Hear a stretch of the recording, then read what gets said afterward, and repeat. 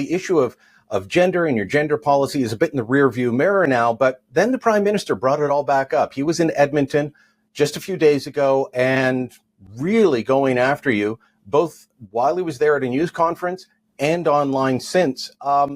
He's taken a very different and aggressive tone compared to you. What's your response to him? Do you think that he actually understands your policy, which seems to have widespread support? Well, I think the reason our policy has widespread support is because it's so reasonable. I mean, I started with having met with many transgender individuals over the years, knowing that we have a bit of gap in our medical support for those who have transitioned, especially when it comes to surgical aftercare, as well as the long-term support for hormone therapy and the impacts that has on a person for their lifetime. So we started by saying those are the gaps we need to fill. And then it begins the conversation about at what point should someone make the decision to make life-changing and unalterable decisions to their body that will affect their ability to have kids. And it just seems evident that over 18, these are adult decisions, and so over 18 is the age that we felt was appropriate to be making surgical decisions. But when you start getting onto puberty blockers and cross-sex hormones, that also starts you down a path that could lead to infertility. So we wanted to make sure that the decisions were made at an age that a child is able to fully comprehend the consequences of what they're choosing. So we put a ban in place on age 15 and under being on those types of treatments. We want to make sure that families have support with mental health support and good counseling, so that as kids are figuring this out, the whole family is involved in it, because it really is an entire family affair. So we wanted to ensure that the schools were working alongside parents to make sure those kids receive support, as opposed to keeping secrets. And so if it is the case that a child is transitioned at school and everyone knows, and the teacher is calling them by a different name and different pronouns, and it's part of the school record, the families have to be involved in that.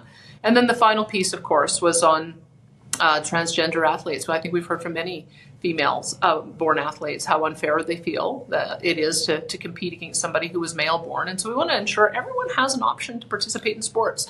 So more co-ed and all gender categories, but also making sure that those sports where especially there's an advantage to those who are male born, that we have a biological female only category. So I think we got the right balance, and I think that there's a sort of a smear that the Prime Minister is trying to bring forward against all parents who want to be involved in these really crucial decisions for their kids. And I think the reason why people are on our side on it is they realize that it's very reasonable and balanced. Well, I think what was lost in much of the coverage of your announcement several weeks ago now was that you did start with the decision of saying, okay, look, there are gaps in care for people who are going through a transition. We will look after that. We will provide supports. That was pretty much ignored, and it was portrayed as you attacking the trans community. And nothing could be further from the truth. Right now, the transgender surgeries that we pay for are being performed in Quebec. And I can tell you that I just received a briefing note that says the phalloplasty actually has a 100% complication rate. So if you're going to have complications with that kind of surgery, you darn well better have people trained up and on site and on hand to be able to deal with that. So that's been very much on my mind, is that when people make these kinds of decisions that are going to result in a greater need for very specialized care, then we've got to make sure that we're bridging that gap. And I that is the starting point for us. But I think when we were talking about what occurs when someone goes through a transition, we have to be very clear about it, because if you do end up removing your reproductive organs, you're not able to have kids. And if you start onto puberty blockers and don't go through puberty, you're not able to have kids. And so I think that we have to make a decision about at what age should a child make that decision. And I think most studies and most assessment points to age 16 and 17 being the age that kids are able to understand the long-term consequences associated with that kind of decision. And so that's why we put that out there as the starting point. So we're going to continue to get feedback as we implement, but the overwhelming feedback that we're getting is that we struck the right balance. And polling would seem to indicate that, but the Prime Minister is portraying this as an attack that will lead to suicides, an attack on the trans community, on the LGBTQ plus community, that it is far-right politicians, that is social conservatives. I mean, anybody calling you a social conservative has never spent 5 minutes talking to you, because that is definitely not where you come from within politics, unless things have changed.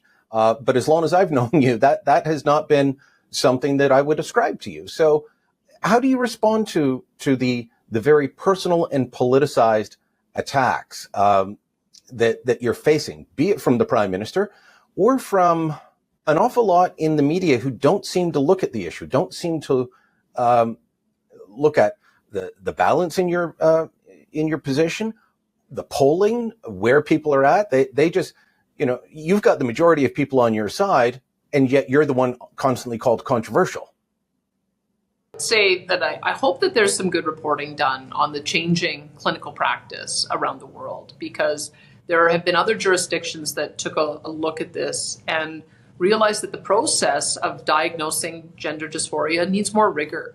And so they're also in places like the United Kingdom, the Netherlands, Finland, Norway, Sweden, that they're also questioning the clinical practice and developing new criteria and guidelines. And so we in politics have to be alive to the fact that that there are alternative views in the medical industry and among medical professionals. And I know that there's this reflexive approach that seems to be taken in Canada, where once a narrative sets in, everybody assumes that there's no dissenting or alternative ways at looking at complicated issues. I have always taken a different view. Maybe it's because of the history that I've had. I think it's very important for us to not be closed-minded and to be aware that there are changing clinical practices, and we have to be prepared to respond to that. So I don't accept what the Prime Minister is saying. I know that he's trying to get people angry and worked up. I have always looked at this through the perspective of the child. I don't think that it does children any good to feel like somehow they're going to be rejected. And the approach that has been taken so far, where there's this notion that teachers should be keeping secrets from families, I think that's outrageous. We have to make sure that child's supported. And loving parents and loving families want to know what's going on with their kids. That has got to be the starting point that we have. We have to trust that we're going to make sure that that parents and kids stay together, because that's the fact of the matter, is that when somebody makes this kind of life-altering decision, a teacher is sort of a temporary influence in their life. A family is a permanent influence in a person's life. And I've been quite alarmed to see some of the discussion that thinks that parents and families should be kept out of the mix. We need to know that as kids are walking these journeys, that they have their loving family members with them every step of the way.